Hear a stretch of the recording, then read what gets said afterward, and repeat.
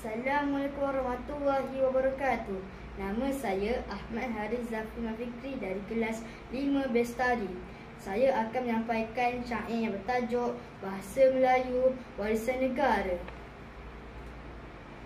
Bahasa Melayu sanjungan kita, usah cemarkan keindahannya.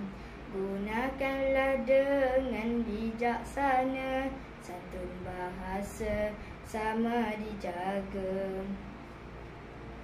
Puisi Melayu tiada kurangnya, jadi penyeri hari bahagia. Kita alunkan warisan budaya, lambang kebanggaan kita semua. Cintailah bahasa kita, bahasa Melayu warisan bangsa.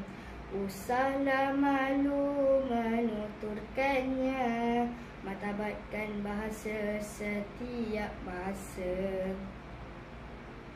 Bahasa Melayu warisan kita, ayo semua menuturkannya.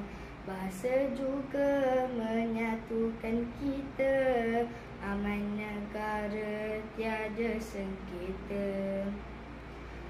Sekian, terima kasih.